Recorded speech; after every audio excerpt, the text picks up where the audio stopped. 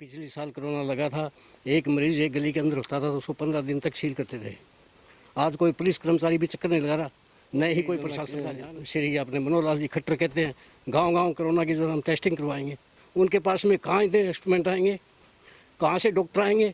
8,000 की टीम। अरे गाँव में हमारे PHC है, वहीं डॉक्टरों को छोड़ दो, वही चालू करवा दो, जो कुछ कंट्रोल हो जाए। मरीज है, कोई कर्मचारी, कोई सरकार का नुमाइंदा, कोई कुछ भी नहीं आया। कोई भी सैनिटाइजर वगैरह दे दे तो गांव वाले मिलकर करा दे। चलो पंचायत, ये प्रशासन की गलती है, सरकार की गलती है। सरकार या तो मारना चाहती है जनता को, भाई जनता बहुत ज़्यादा होगी, खत्म हो जाएगी।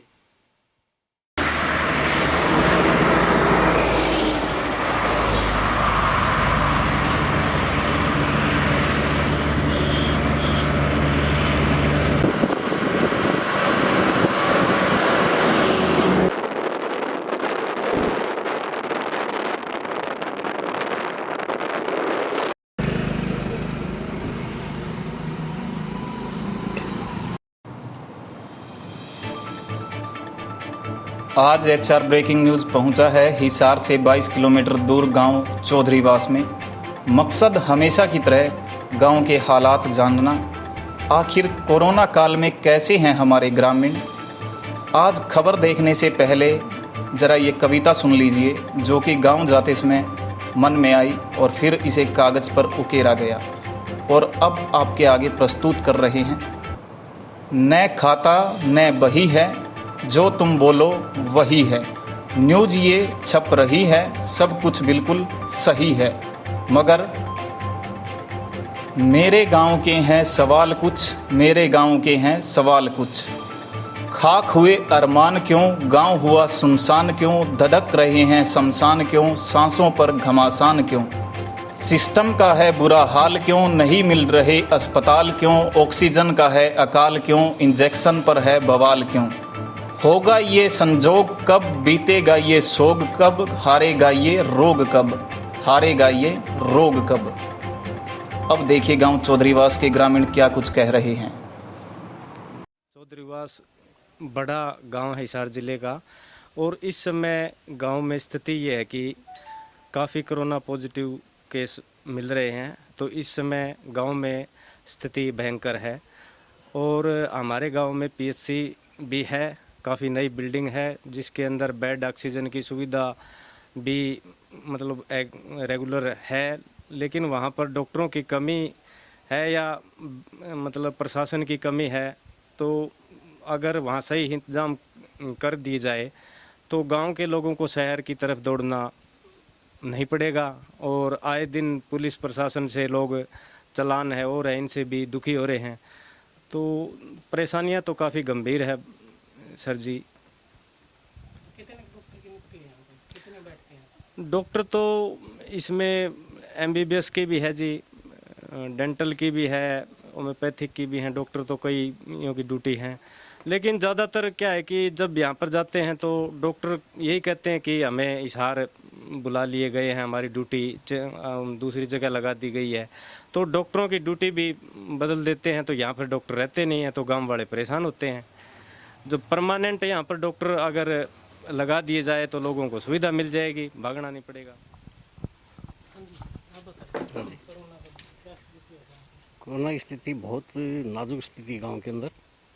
अगर ये ऐसे चलता रहा तो और भी ज़्यादा महामारी फैलेगी। कोरोना पेशेंट है वो जो ना कि यहाँ खुले घूम रहे हैं, प्रशासन का कोई ध्यान नहीं है, न कोई पुलिस कर्मचारी की ड्यूटी है यहाँ।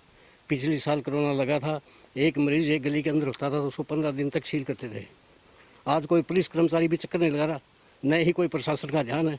इधर चौधरी जो ना श्री अपने मनोहर लाल जी खट्टर कहते हैं गांव-गांव कोरोना की जो हम टेस्टिंग करवाएंगे, उनके पास में कहाँ इतने इंस्ट्रूमेंट आएंगे, कहाँ से डॉक्टर आएंगे।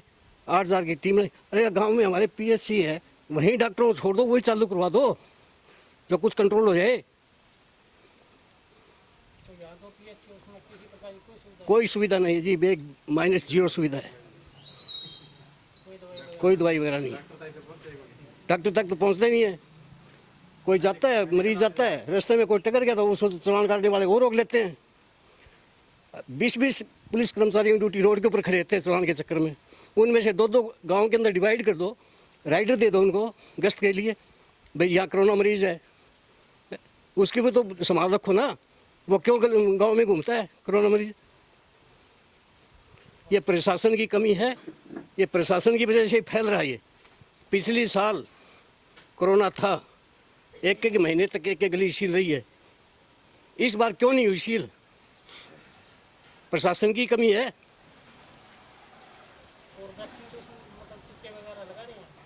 लगा रहे, कहाँ दवाई नहीं आ रही है।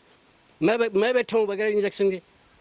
पीएचसी में मैंने पता किया है, इंजेक्शन नहीं है। एक डोज लगी बुड्ढा नवा, दूसरी कौन लगी आज तक? डेढ़ महीना हो गया, एक एक डोज लगी है, दूसरा इंजेक्शन लगा।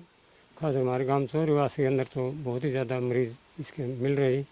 और लेकिन सरकार की तरफ निगाह करें तो सरकार कोई हेल्प नहीं कर रही है, क्योंकि पहले तो सेटेनाइज सारा काम कर दिया था। अब वो भी कोई सुविधा नहीं है गांव के अंदर। सेटेनाइज सारा अगर काम हो जाए तो कुछ राहत मिले उसमें। ये पीएचसी चौधरीवास है।